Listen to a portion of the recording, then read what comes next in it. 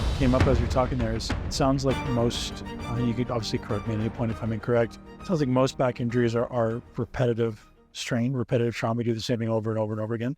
Would that make an argument then for training with isometrics? As far as like if my goal is to accumulate strength in certain, length tension relationships with specific muscles? Well, the answer is yes and no, but it needs a context. Sure. So if we were to take a jiu-jitsu master, folks are aware of what that is now because of MMA. If you take Gracie Jiu-Jitsu, for example, basically you require your spine to become a boa constrictor in athleticism. Some people, if you're a real Gracie practitioner, you don't put a lot of force into that. In fact, if you're going for a move that requires a lot of force in a highly deviated position, they will abandon the approach, set up the next submission attempt and try for that. So not require high strength. When you take a highly deviated spine and then put high strength through it, you've really created a stress concentration on the disc, and you'll get into trouble. So it's sport specific and it's technique specific. You cannot do isometrics if you're a Gracie Jiu-Jitsu elite practitioner, because the stress strain reversals on the collagen fibers will slowly delaminate them. Even without movement? Oh no, I'm talking about if they are practicing jiu-jitsu. It wouldn't be a good preparation to do isometrics for a jiu-jitsu player, but my point in all of that is don't use heavy load. You can use the motion, but not the load. I'm going to regress one level. In terms of disc injury, what causes cumulative injury is power, force times velocity. So a golfer, a jiu-jitsu practitioner has a lot of velocity, a lot of motion. Keep the force low. If you're a power lifter or a bodybuilder with high force, keep the motions low. So you can do spine isometrics and high volume, heavy repeated loading.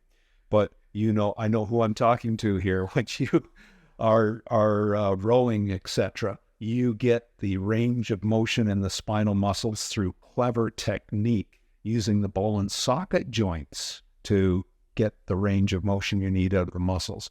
But if you start doing that with the spine over and over again, there will be some people who are touched by the hand of God and they'll get away with it. Most of us will not.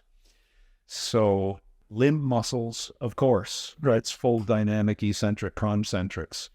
I've been lucky to measure, in fact, probably the only scientist in the world who's had the privilege of measuring, world's strongest man competitors, top bodybuilders, world record powerlifters. And how do they train? When I think of the man who has the strongest core and rotational spine that I've ever measured, do you think he does a lot of full range of motion side to side? No.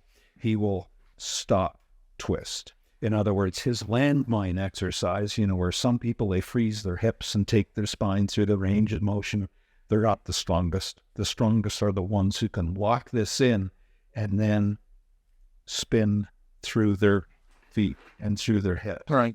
In other words, they are stopping motion.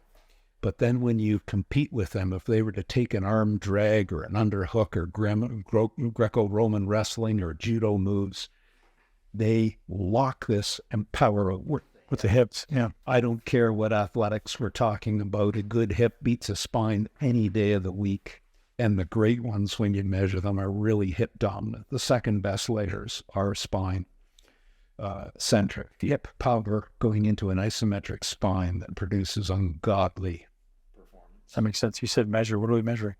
Tissue stress distributions through their spine, because injuries occur where the stress concentrations are the highest.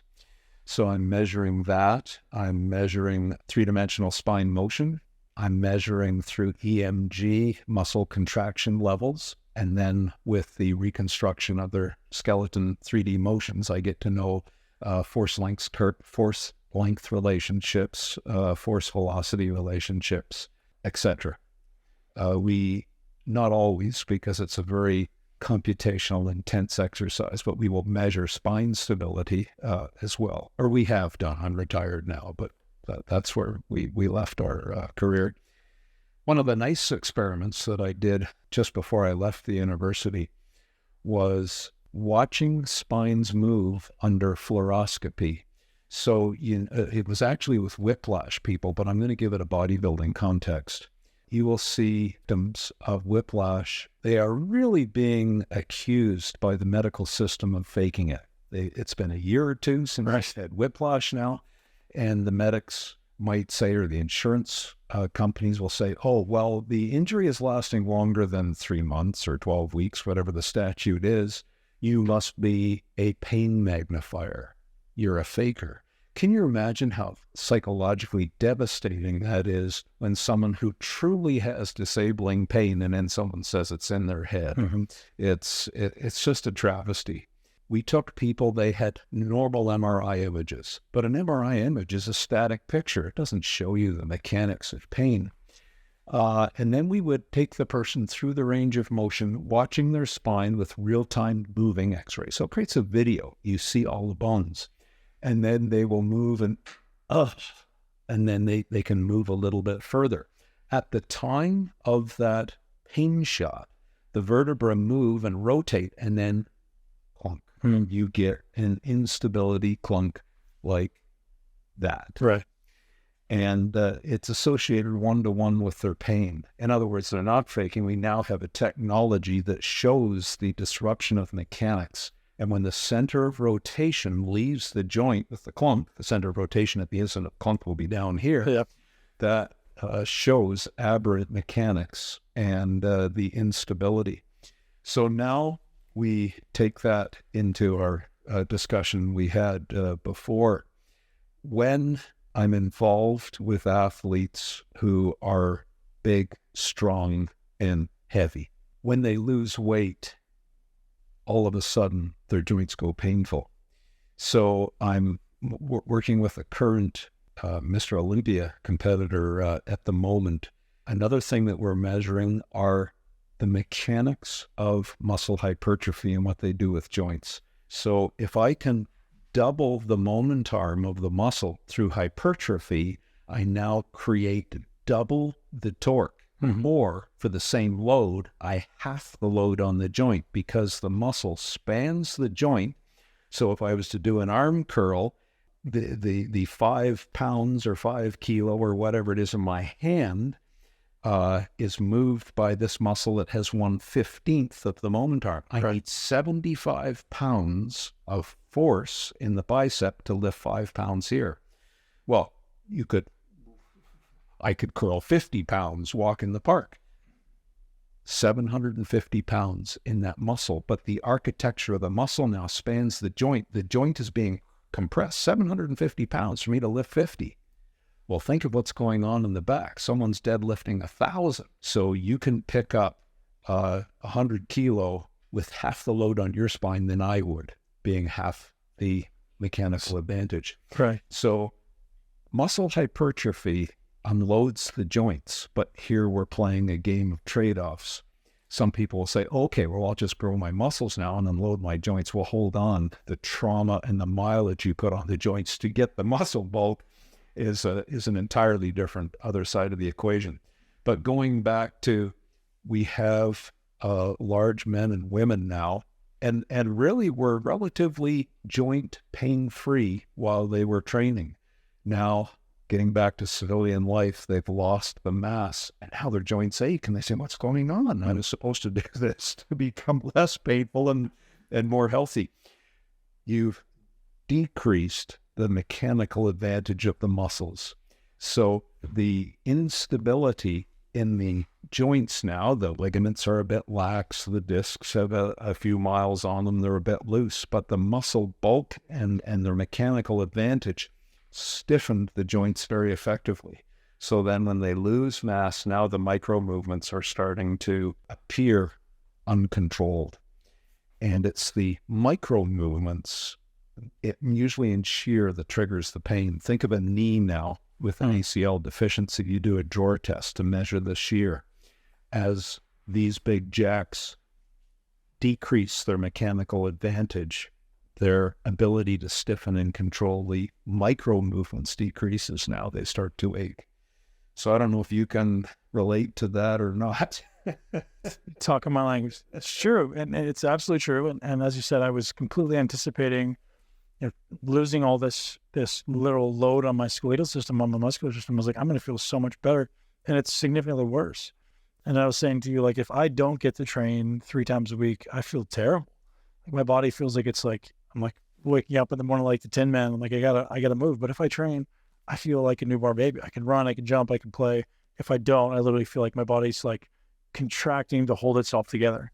The first one is, once you start training, and as dedicated as you and your colleagues were, it's almost a little bit of a deal with the devil in that you're committed to maintain a little bit of it now, even after you're retired. Because of the mileage on the joints, you're going to need a little bit more help and assistance from the muscles. Makes sense. From mechanical advantage and that 3-dimensional stiffness, enhancing joint integrity.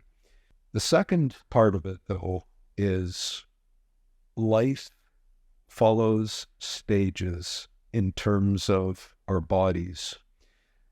As you get mileage on a joint or literal damage to a joint, micro damage, it becomes unstable. It loses stiffness. That is the definition of instability. You push it and you get a little bit of a micro movement. Over time, though, you'll find, and I lifted far heavier than I ought to have when I was younger. And as I lost weight, I did become more micro movement unstable. But I'm 66 now. I've gone into the 3rd stage, which is stiffness. The bad news is I've become a bit stiffer. The good news is all my pain is gone. So my prediction for you is you will graduate to this 3rd stage. You're right now in a unstable phase. You will go right back into a stable phase once again as the joints get a bit grumpy. I'm going to suggest don't do yoga and bending on your spine. Let it be.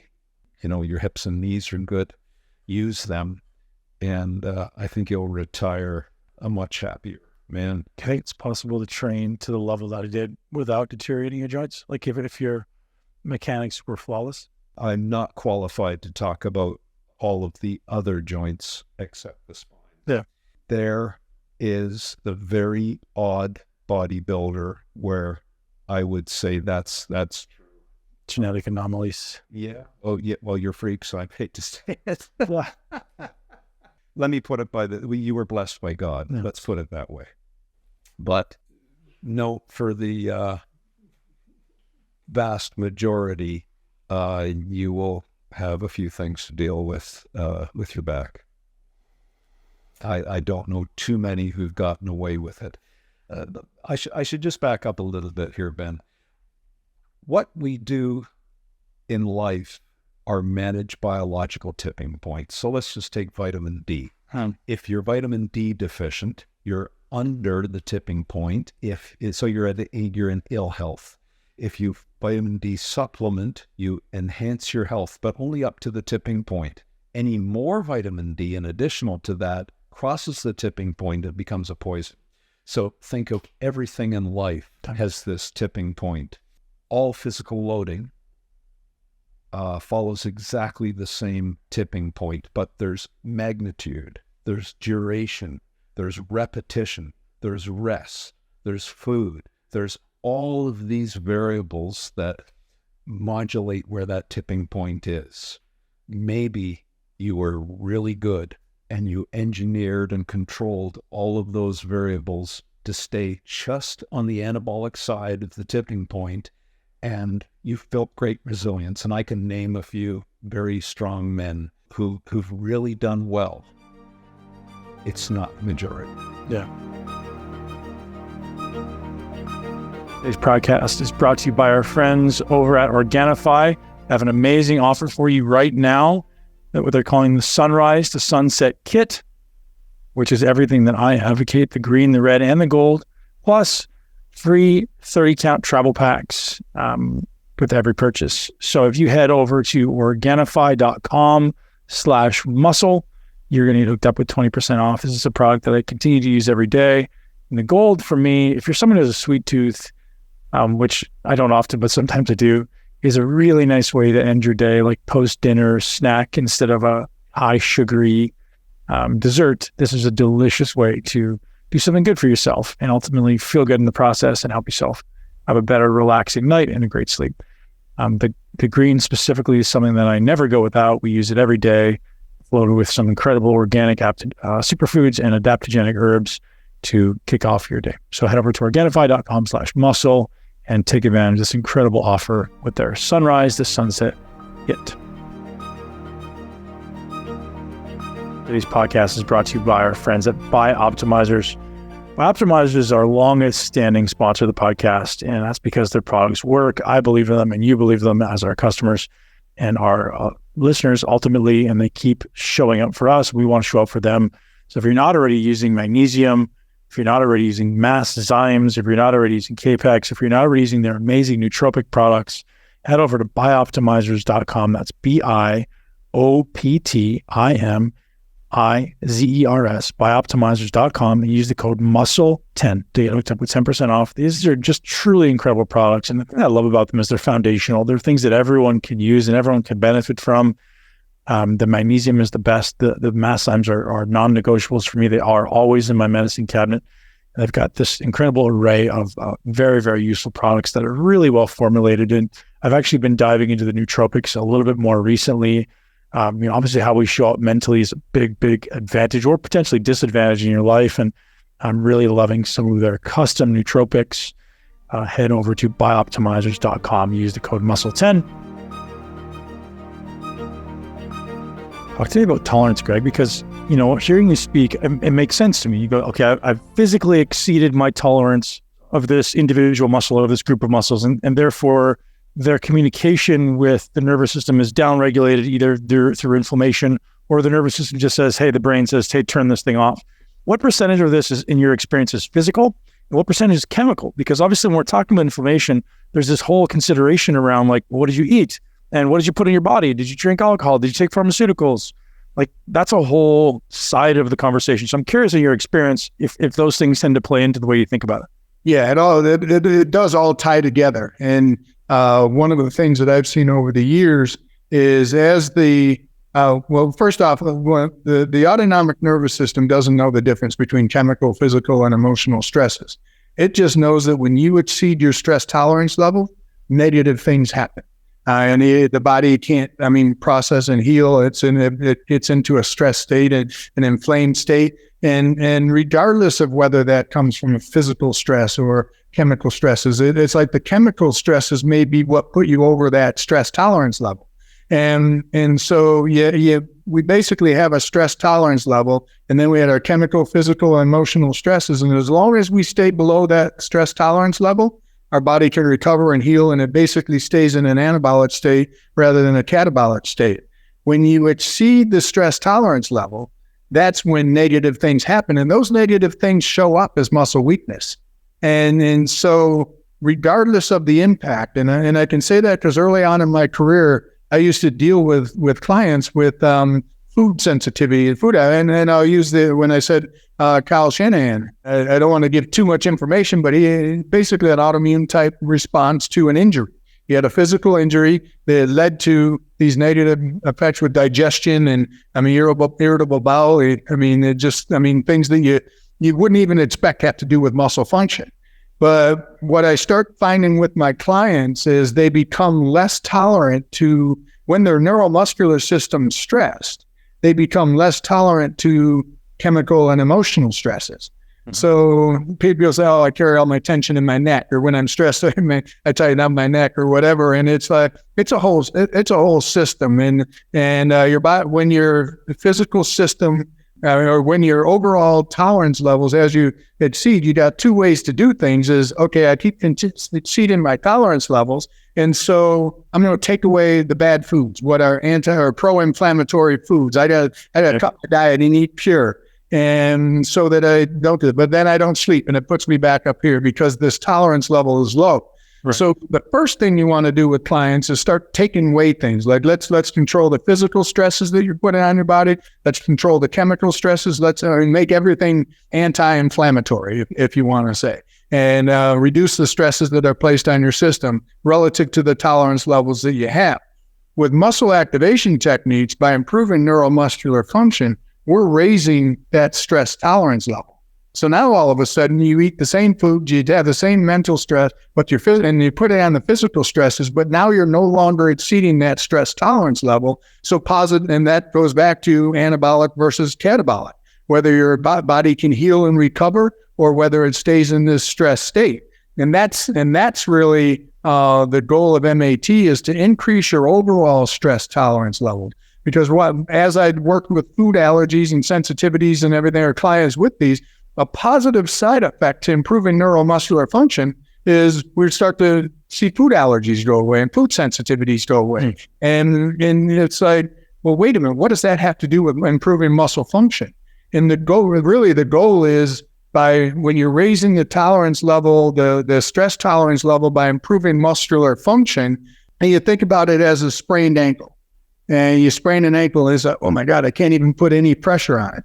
But then after a couple of days, now you can put more pressure on it. Then you can get off your crutches, and then you start to walk a little bit. Then you can start jogging, and then you can run. That can take, 6 weeks to get through that whole process. With muscle activation techniques, we're doing this immediately. I've had clients come in on crutches with sprained ankles and leave without their crutches because we're raising the physical tolerance levels and we're speeding up that recovery and healing process. And by raising the tolerance level of the muscles, it takes more physical stress to create a pain response. And now that's raising that overall threshold that we're talking about, which now that I don't have as much inflammation in my system, I can process foods better. I can handle the mental stress, or I had a bad night's sleep. Now your body doesn't have those acute negative responses anytime you do something wrong. It gives you a little bit of freedom. And so, it's amazing how much over the years, I've been doing this now over 30 years, and it's amazing to me how much the physical system has to do with overall health. And I live and breathe it for that reason. Yeah, muscle-centric living, right? It's like, what is the muscular system doing to influence your overall well-being? So you talk about threshold, and I'm curious exactly what that means.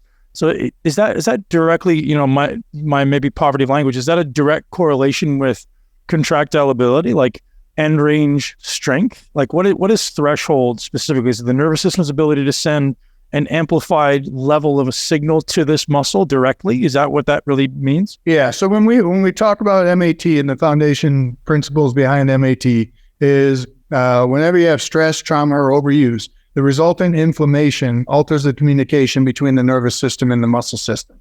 And the best way to say it is like having loose battery cables. The brain sends a message and it's just not getting to the muscles the way it's supposed to. So it's a little bit sluggish. It's like you have a dimmer switch.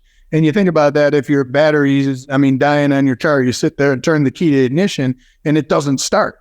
Well, muscles are the same. All it is electrical impulses. You got mechanical, chemical, physical. The electrical, chemical, mechanical changes that occur in the muscles when you have inflammation. And so it's all one entity. When the tolerance levels get lower, it creates chemical changes. It's all tied in together, the mechanical, chemical, and electrical impulses. And so you think about loose battery on your car, it's the same exact thing. You're trying to start the car and it just won't fire. But when you have stress, trauma, or overuse, the resultant inflammation alters that communication so that the muscles can't fire and they can't fire on demand. And I always explain it's like that. It's like having loose battery cables. The brain sends a message and it just doesn't get there. So when the muscle's doing the protective mechanism, or when the information doesn't get to the muscles, it's like having loose battery cable. The muscles that can fire on demand will fire on demand. And so what happens with everything you do, the strong get stronger and the weak stay weak. Well, the body senses this. Basically it's an instability issue. It's the slow twitch muscle fibers that are negatively affected by inflammation. And the slow twitch muscle fibers have the lowest threshold to activation. So they need very little electrical impulses to create a muscle contraction. And that occurs beyond our conscious control. Like when you get your knee tap for checking reflexes, you can't kick faster. You can't consciously kick faster than when they tap your leg and you just get that reflexive contraction. So these slow twitch motor units that are negatively affected by inflammation, they lose the ability to be able to contract and contract on demand. So it becomes an instability issue where now the muscles can't do their job to stabilize joints and protect you from injury. So when you think about it, like when we walk on ice, the first thing we do when we walk on ice is we tighten up as a protective mechanism. So the end result of this neuromuscular dysfunction or this altered communication is the muscles can't contract, they can't contract on demand, so other muscles tighten up as a protective mechanism, the same way they do when you walk on an unstable surface, i.e. like ice, because you have an instability issue that causes protective tightening. Now, in conventional therapy, everyone's focusing on the tightness. Oh, you're tight, that's why you have back pain, that's why you have knee pain. No, it's actually you're weak. You have neuromuscular weaknesses that the body's protecting. And the first sign of these neuromuscular weaknesses are protective tightening. The second sign is if you keep putting forces on these tissues, they shout out in pain because these muscles are actually weaker. They're unstable, but because you're not getting the recruitment of all the motor units, you actually have a weakness component to it also. And you talked about the end ranges of motion, and when a muscle loses the ability to contract efficiently, it loses its ability to fully shorten. So where's the body? So you think if I go into external rotation and my external rotators for somehow got overused, I threw baseball pitches to my daughter for the weekend, and it's like, man, I haven't done that in 10 years and my shoulder's killing me. All of a sudden, I can't get the external rotation in my shoulder. It's not because the internal rotators tightened up. I mean, well, it is because the internal rotators show up as being tight, but they're only showing up as being tight because the external rotators no longer have the ability to fully contract. And when they can't fully contract, they can't fully shorten, which means these opposite muscles stop you from moving into that shortened position. So the general idea is, no, it's a tightness problem with the internal rotators. It's like, no, these muscles are so weak that like a tug of war, these muscles can't pull against the antagonist muscle. It isn't that the antagonist muscles are pulling harder than they're supposed to, it's they don't have a counter pull from the weak muscles that can't fully shorten. But what a protective mechanism by the nervous system, because that shortened position is the weakest position of the muscle. So what a great protective mechanism by the nervous system to say, I'm not going to let you move into that position where you're unstable because you're an injury waiting to happen in that position. So I'm going to stop you from going in that position. Because the more we get back toward neutral from a biomechanical and a neurological standpoint, the more force production and strength production we have, or strength capabilities we have. It's the extremes of range of motion that is where people are more vulnerable. So just like when we walk on ice, it's your whole body tightens up and protects you from moving into the extremes of range of motion. I mean, it's a neurological issue, but it is a weakness issue. But the weakness is the most extreme in that shortened position. But overall, the force tolerance levels or the force output capabilities of the muscles are going to be weaker throughout its full range of motion. But it's the extreme, fully shortened ranges where the weaknesses really show up. This sounds like a state becomes a trait. And what that means to me is I say I go out and throw baseballs with my daughter. I wake up the next morning, I lack external rotation. And if I don't fix that, so that I've created a state, I've created an immediate state, I've created a result or a response to this stress. And if I don't do things immediately to correct it, that state, which happened once, repeats itself the next day and repeats itself the next day. And maybe I throw again a week later, repeats itself. And that state that I've created intermittently now becomes a trait that psychologically reinforces itself because you start to realize when I used to go into that range, it used to hurt. So I just basically, I think my brain would go, I'm just not going there anymore. And I think as we age, we start, I'd call it like the walls closing in around you. And it sounds like that's probably because like even as you get older, maybe you just think psychologically you can't get into those positions anymore. So you just don't. And then so we need things like MAT to be able to bring us back where ultimately, the way I would look at it is like, well, you're weak, so let's strength train. Can you differentiate for me why someone would want to use MAT rather than strength training to improve the end ranges? And that's a big factor, especially as we get older and our body can't tolerate force like it did when we're younger. You think about it people don't work out because every time they try and work out, they get injured and hurt themselves. And the reason is again, because they're putting forces on their body that the body's not. So I'm going to interrupt you for 1 sec. You just said something, and I want to clarify that. You said as we get older, the body can't tolerate forces as well. Is that an automatic assumption, or is that something we can? Man, you're 60 years old. Your body's tolerating forces better than most 25-year-olds. What's the gap, right? So is that we just assume the body can't tolerate forces, or is it because we just beat ourselves up, don't take care of ourselves, and as a result of it, we don't tolerate forces as well as we age? Yeah, and that's part of the natural aging. And does it have to happen? Maybe I think that's a question you're saying. No, yeah. Have to happen, but you have to have an alternative route or a corrective mechanism that allows you to be able to tolerate forces and continue to progress in your strength levels as you get older. Sarcopenia is the number one factor related to being research, to death now as the most, powerful impact on aging. And that's basically sarcopenia is muscle wasting. The muscles, they're emphasizing, the emphasis is you need to do strength training. How many, have you ever seen a muscular marathon runner? They're not coming in just ripped and jacked. Muscle wise, but because they're not doing anything strength training wise. And so the muscles, even though they have great endurance and your cardiovascular system may be functioning at a high level, the muscles are weak. And so that weakness relative to force tolerance levels. Say if I had a dynamometer and I said, how much force can you tolerate? That's really what I'd be looking at. And I guarantee you take a marathon runner and put them against you could say, well, they're so well conditioned, but their force tolerance levels are going to be very low. Well, those force tolerance dictate now all of a sudden you're in a car accident or you just go out for a day, play with your daughter playing sports and you start throwing a ball or something. It's like, I just tweaked my shoulder because I can't tolerate the forces that I just put on it. And so relative to aging, as we get older, we have an accumulation. I always say our body has a history. We have an accumulation of all the stresses that we placed on our body through the years. You sprain ankles, you tweak your knee, you throw a blow, your back. Well, your body has a history. And every time you have an injury, you have resultant inflammation. The inflammation is what causes the pain, but it also causes protective tightening and muscle weakness. And so you think about even somebody that sprains an ankle, they may never get back to full function because they're not sprinting and running and doing the things they used to do when they played sports in high school and college. Now they're just going back to work. So their ankle never gets to the point of where it was force tolerance wise when they were athletic. And so this is just one example of one joint that this happens throughout the whole body. Every time you have an injury, that inflammation causes protective tightness and weakness. And so somebody's got to be there. When I said life's going to beat you up, somebody's got to be there to put you back together from a neuromuscular standpoint.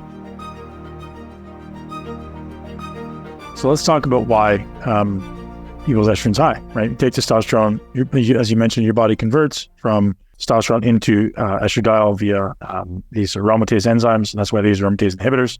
If your body fat is elevated, your body will convert more testosterone. So first thing you guys need to do if your estrogen's high, lose some body fat. Second, again, the effect of environmental estrogens.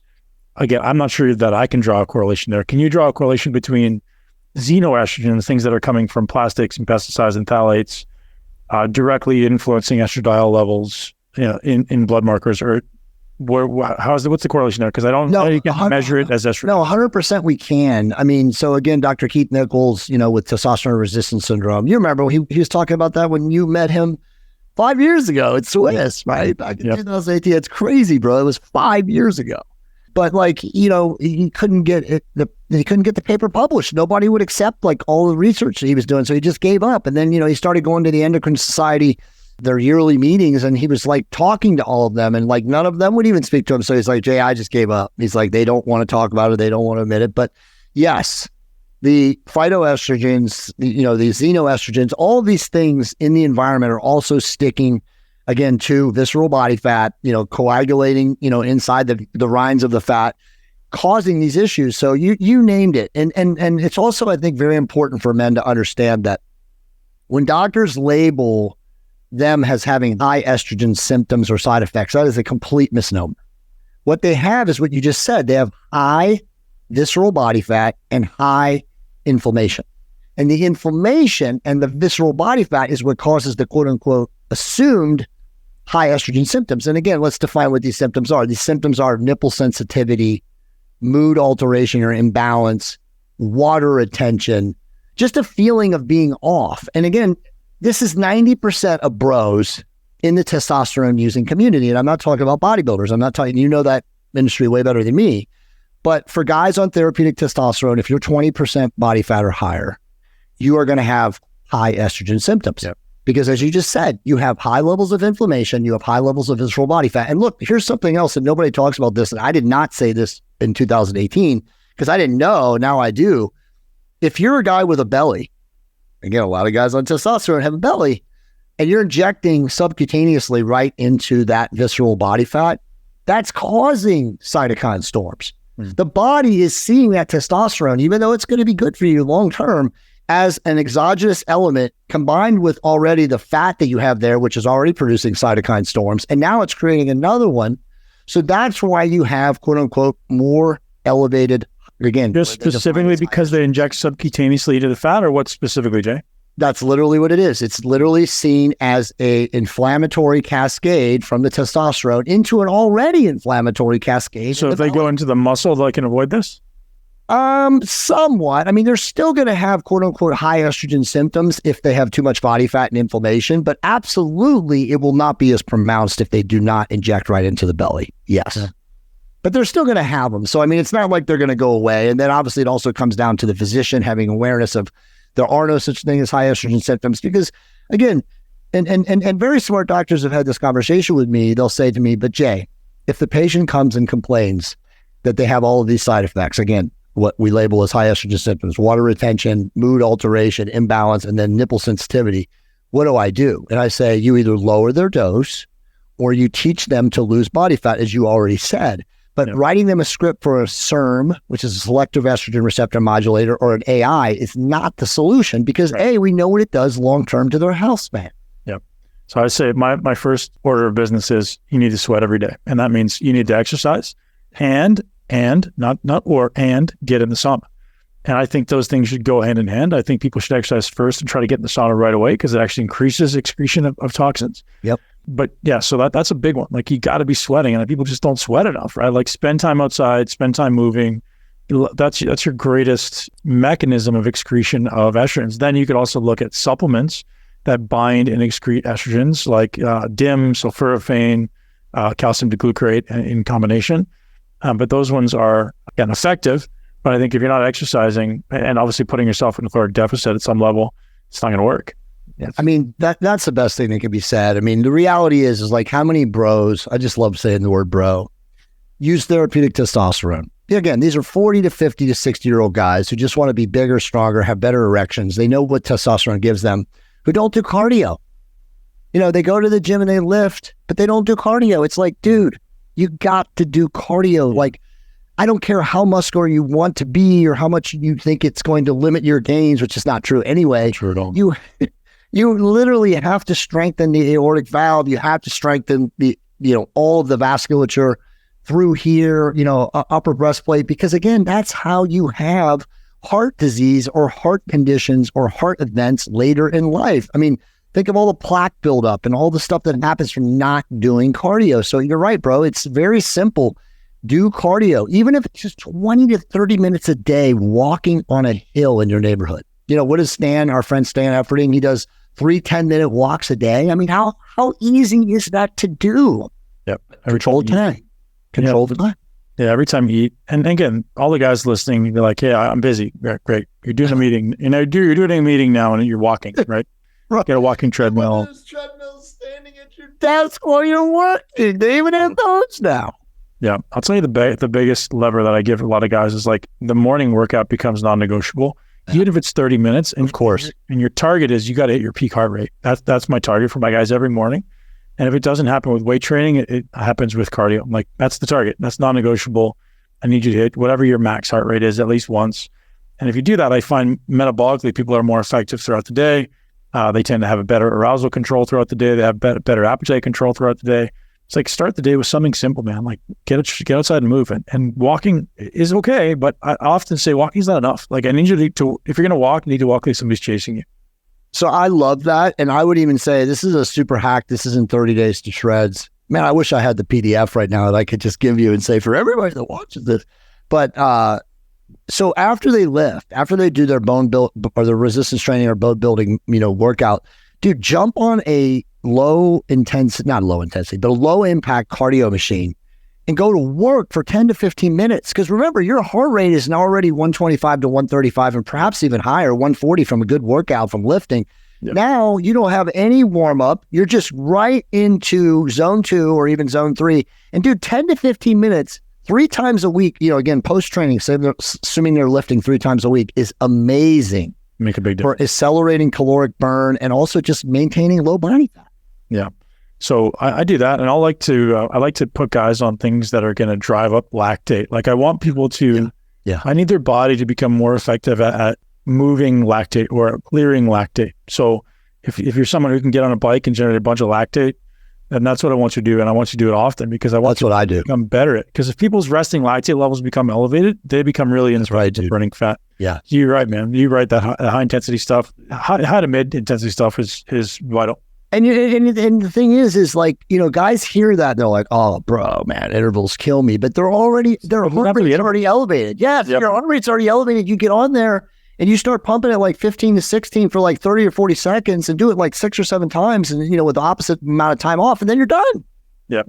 And you don't even feel it. I mean, it's nothing like starting right on a bike and then, going in and building up and then hitting intervals. That's much more difficult. But when you're already with the elevated heart rate from the lifting, it's pretty easy. You just have to do it. Yeah. And the thing, listening to what you're saying, you're right. Guys like, oh, it's hard. Yeah, good.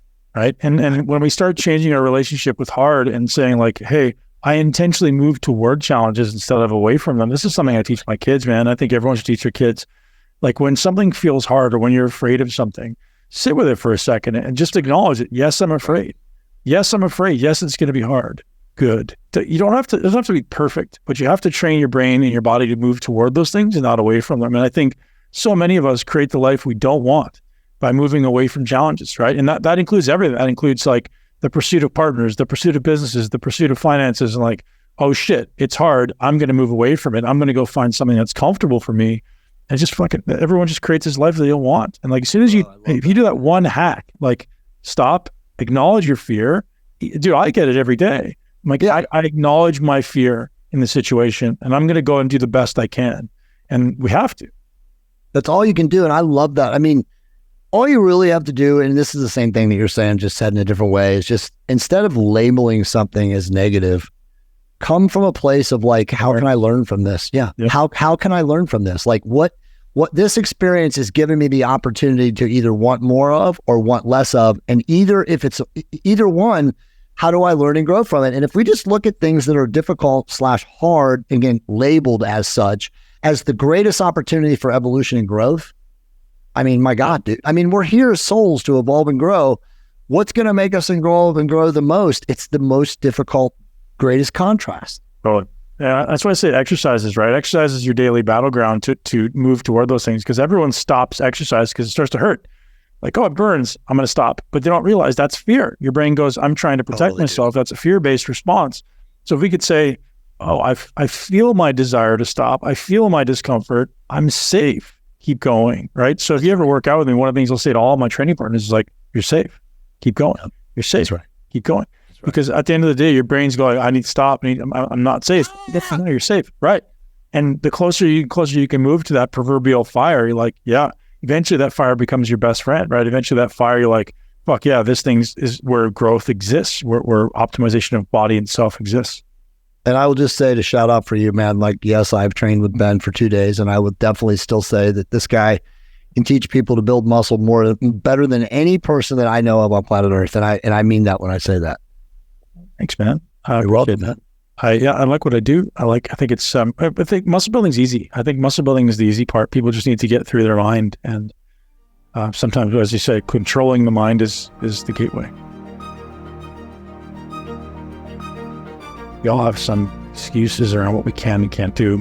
So clearly I was built to be big, right? I was built to be big. My bone structure is remarkably large, right? So Francis Holloway came on the podcast and talked about, or actually measured my bone structure. And he said, my bone structure, as far as the thickness of my bones, is as rare as someone who's 7 feet tall. Just because like the size of my bone structure is just very big, right? So even now, being retired for 7 years, I'm 240 pounds, trying to keep my weight down, right? If I train hard and eat 3 times a day, I go up to 265 or 270 in 3 to 4 weeks. People don't believe that. I'm like, oh, your genetics are amazing. I'm like, no, my genetics are not amazing. Probably to be strong, I would say I have good genetics, but my body's been there. My body wants to be big. My body loves to train and hard. And obviously my physical capability is very high because I spent 25 years building physical capability. And that's a really big part of what I teach at Muscle Intelligence is, guys, if you want to learn how to play the piano that is your body or the instrument that is your body, it just takes time. You have to invest in precision of movement, precision of what you do. So not everyone's built to build massive legs. Not everyone's built to build massive amounts of muscle. However, you are built to be the best version of yourself. And so regardless of what you think you're capable of or what your belief system says you're able to build as far as leg training or as far as back or chest or whatever, you can make the most of what you got. Right? You may never be a Mr. Olympia competitor, but you can be an incredible version of yourself. And that's really what we're after, right? We want to be the best version of ourselves so that we can, be a lighthouse in this world and be like, show other people what's possible. Or at least I love walking into gyms and being around people who are just specimens. So I was like, yes, thank you for showing me what's possible, right? So many people out there put people down who are jacked and ripped and strong. I'm like, why? Why do you put them down? Why are you doing that? Who fucking cares why they're doing it? Take inspiration from it. And so let's put all our excuses behind us and our mindset stuff behind us and start walking through some tactics here. So leg training is a joint by joint vertical translation of force through the ground, right? So we're trying to we got this load on our back and we're trying to translate force through the ground, through this bar or whatever's on our back and move it.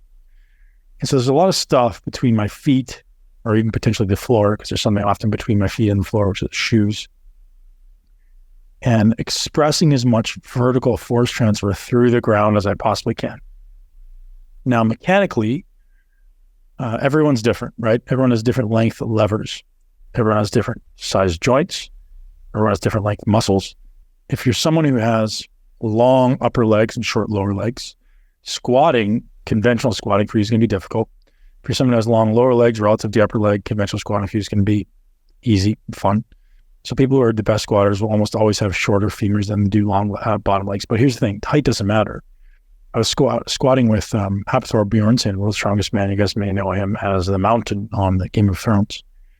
And I think he's 6'9". At the time, he was 400 plus pounds, 440 or some crazy thing. And he squats like a newborn baby because his femurs are shorter than his lower leg. His lower leg is longer. Like from his knee to the floor, his knee to his heel is incredibly long. Makes him a very good squatter. And so he's able to squat with a more vertical spine. He's able to squat, and kind of keep between the center of mass without having to throw his hips way back. Someone's got long femurs. Even if you're short, you got long femurs relative to your lower leg, you're going to throw your hips way back, and you're going to often identify as someone who doesn't squat well, which is not true. So you can very easily throw a heel wedge under your heels and change the relative proportion of the lower leg to the upper leg. So there's nothing wrong with putting a heel elevation under your heels. It's just changing the proportion of your lower leg to upper leg. And so and there's other ways to change the relative proportions as well, right? Changing the width of your stance can change the orientation of your spine a little bit as well, or the orientation of your spine to your upper leg. The way I look at squatting now, and the way I encourage you to look at squatting, or squatting as being as a metaphor for all leg training, right? Because if you can squat, you can do them all. The goal should be, regardless of where you think you are, how many back pains, injuries you've had, I think the goal should be, well, I want to be able to squat. And again, if you've had like back surgeries or something like that, then that's probably never going to be a good idea. But I think the goal should be, well, when I'm 90, I want to be able to sit on the toilet unassisted. So how do I squat with some degree of a neutral spine and, enough hip mobility to get into that position, enough knee mobility, ankle mobility to get into that position, and enough spinal control or spinal strength to at least first, above all, resist my body weight and then progress that, right? And so if you think of squatting as a joint by joint exercise, rather than looking at the big picture, look at it joint by joint and go, what's my ankle doing? What are my feet doing? What is my knee doing? What is my hip doing? What is my spine doing? And which of these right now in this moment is my weakest link? And weakest link can be looked at in two ways, right? There's a mobility component, also three ways maybe, and maybe four. There's a mobility component. What can I access? Right? Can I get all the way to the extremes of the range? And like maybe they're different left to right, which is obviously going to cause problems, cause some rotational components. Can I get enough range to even get to the bottom of what would look like a squat? If I can't, start there, start improving your mobility. Mobility is not an expression of stretching. Mobility more often is an expression of strength and stability. And the second, so after mobility, we look at stability, which is like positional control. And so if I go to the bottom of the squat, can I stay there for an extended period of time? I think we should all set that as a goal for ourselves. Wake up every day and sit in the base of a squat for 5 to 10 minutes and teach your muscles to be strong. And don't just sit there passively and let yourself relax like a wet noodle. Like sit into the position and be strong muscularly, drive your quads, drive your glutes, keep your abdominals tight, breathe deeply down into your diaphragm, right? And so like all these things I'm saying requires a very high degree of psychological presence, mindfulness, right? Mindfulness. What do you mean by that? What are you saying? Mindfulness. Yeah. Exercise is an exercise in mindfulness, and mindfulness / meditation is, exercise in my mind is an exercise in mindfulness, just as meditation is. So if you're someone who's sitting at home saying, I can't meditate, start. And being able to pay attention to what each joint is doing, what each muscle is doing, what your breath is doing, what your exertion is doing, what your face is telling you, what your mind is telling you. All of this information, all this sensory information is so important during your training, right? And obviously if you have max weight on your back, you're not thinking about anything other than like, I need to get this thing off my back. I need to make sure I get out of this exercise. But on your warm-up sets and everything else, there should be a very high degree of psychological awareness, depth of awareness into how to make this more effective for yourself. Remember, if your goal is building muscle, then you got to be present. You got to think about, I need to make sure that I'm challenging the right muscles. Like the way we know is like, stop. Say, what do I feel? Right? If I'm at any point in any exercise, I should be able to stop and say the muscle I'm trying to work is actually the thing contracting. And so sit with that for a minute and eccentrically and concentrically, is the muscle I'm trying to work working? Right. And so by the end of this podcast, I'll talk to you a little bit about sets and reps and stuff as well. But first I want to walk you through some of the intangible stuff, some of the stuff that, to be honest, I'm uniquely capable of teaching, because all the science out there is teaching you tactics, teaching you sets and reps, and this stuff's very important. But people will never build muscle to the level that they're capable of simply paying attention to sets and reps. You'll hear people, shit talking the claims that I make. Hey man, we could put 15 pounds of muscle on in 6 months. Yeah, for sure. You can put 15 pounds of muscle on in 6 months. But first, you got to lay this foundation. So how committed are you? And listen, it sounds like a long road, but it's not. It's not hard. It depends how committed you are and how disciplined you are with the execution of this stuff. So once we start looking joint by joint, so we look at foot, pronation, supination, we look at ankle, dorsiflexion, we look at knee. Do you have rotation at your knee? Do you have flexion, extension at your knee? Do you have enough hip flexion, hip extension, rotation at the hip? If you don't have any of those, you're never going to squat well. So start breaking the squat down piece by piece and saying, well, which one do I need to train in isolation? So the way I talk to coaches about this is like, I want to look at the whole integrated system, body. And if I can't do the thing that I want to do, then the only way to logically correct it is to look piece by piece. Like if you're driving a car and you go, hey man, my car's not working. They don't fix the whole car, they fix the part that's broken. And that's the same thing in your body. And you go, okay, well, which piece is not working? And how do I make that thing, at least one, first able to do what I'm asking it to do? And then second, how do I make it a more high performance version of what I want it to do? So guys, regardless of your age and your history and your circumstance and your bullshit excuses, you can do it, right? You can do it. Again, we all have challenges, right? And there may be limitations, and sometimes injuries, past injuries definitely cause problems. And I'm right there with you. Right there with you. I got some bumps and bruises along the way, almost none of them from training. Yeah, so once you start breaking down joint by joint, you say, can I do what I need to do? And that maybe requires a mobility practice, and maybe that requires a stability practice.